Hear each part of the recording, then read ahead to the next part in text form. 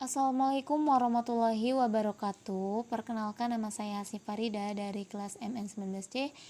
Pada video kali ini saya ditugaskan untuk membuat video bagaimana cara pendaftaran dan syarat hak paten pada mata kuliah kewirausahaan.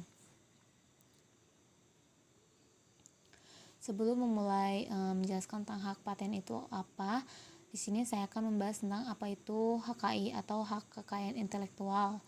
Nah, hak kekayaan intelektual ini adalah hak hukum yang menjamin bahwa seorang penemu atau pencipta dapat memperoleh hak-haknya secara eksklusif, baik secara material maupun imaterial atas karya yang dihasilkan. Dan salah satunya adalah hak paten. Nah, hak paten itu merupakan satu dari kekayaan intelektual yang dilindungi negara selain merek dagang, hak cipta, dan desain industri. Paten adalah hak eksklusif inventor atau invensi di bidang teknologi untuk selama waktu tertentu melaksanakan sendiri atau memberikan persetujuan kepada pihak lain untuk melaksanakan invensinya.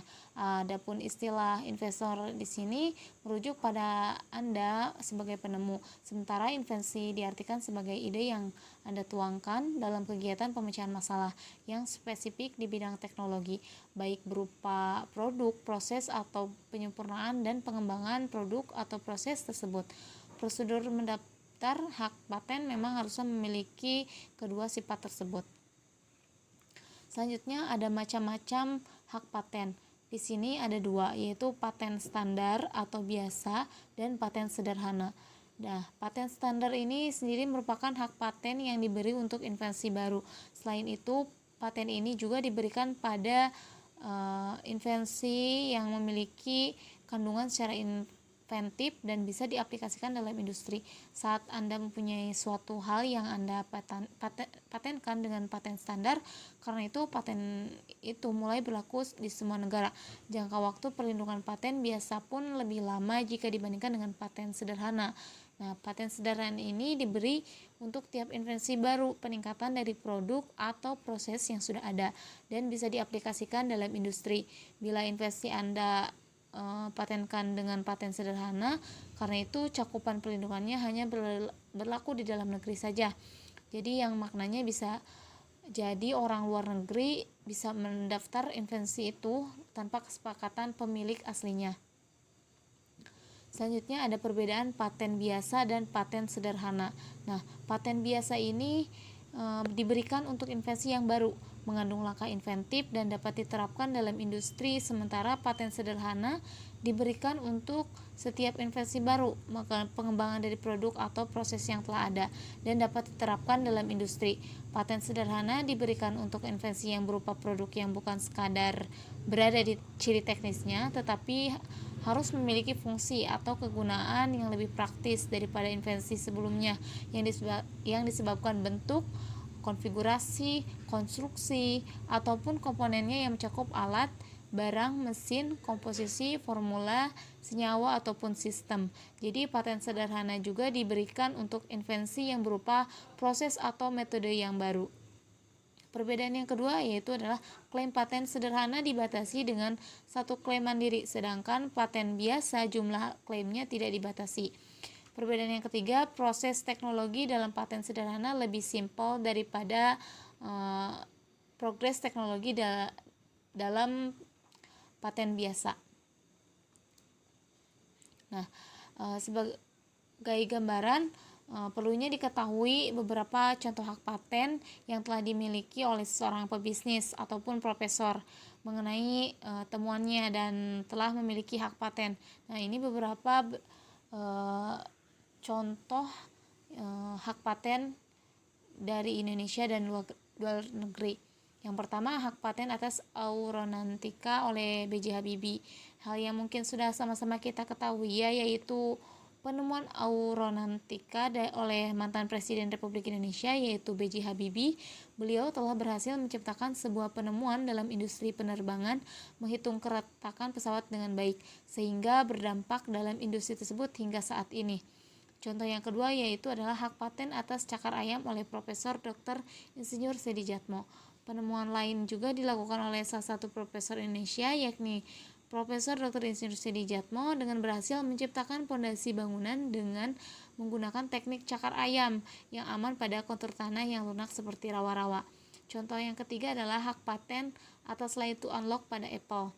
Nah, ini hak paten lain yang cukup dikenal oleh masyarakat saat ini nih, yaitu fitur Slide to Unlock yang berhasil diciptakan oleh perusahaan raksasa teknologi yaitu Apple. Fitur tersebut saat ini sudah menjadi hal yang biasa digunakan oleh beberapa smartphone lain. Selanjutnya tentang Undang-Undang Hak Paten. Hak paten telah dilindungi oleh undang-undang di Indonesia. Undang-Undang Hak Paten sendiri telah diatur dalam Undang-Undang Nomor 14 Tahun 2001. Akan tetapi, semakin berkembangnya teknologi yang semakin pesat, pemerintah akhirnya merevisi kembali undang-undang tersebut menjadi Undang-Undang Nomor 13 Tahun 2016. Nah, di sini bagaimana sih cara mendaftarkan hak paten? Nah, ini saya akan menjelaskan tentang pendaftaran paten secara online. Nah, yang pertama kita harus registrasi dulu, registrasi akun di patendgip.go.id. Lalu pilih buat permohonan baru. Lalu unggah data pendukung yang dibutuhkan. Nah, antara lain deskripsi permohonan paten dalam bahasa Indonesia. Yang kedua klaim, terus ada abstrak, gambar invensi dan gambar untuk publikasi, surat pernyataan kepemilikan invensi oleh investor, surat pengalihan hak, surat kuasa, surat keterangan UMK, SK akta pendirian. Nah, setelah mengunggah data pendukung, lalu kita harus mengisi seluruh formulirnya. Selanjutnya, lakukan pembayaran dengan klik pemesanan kode billing paten. Selanjutnya, lakukan pembayaran dengan klik pemesanan kode billing substantif. Jadi, pastikan semua bagian dari data terisi dengan benar, lalu klik selesai. Jadi, permohonan akan diproses. Selanjutnya, berdasarkan Undang-Undang Paten, terdapat syarat suatu penemuan dapat didaftarkan untuk mendaftarkan hak paten, yaitu yang pertama baru, jika pada saat pengajuan permohonan paten invensi tersebut tidak sama dengan teknologi yang diungkapkan sebelumnya.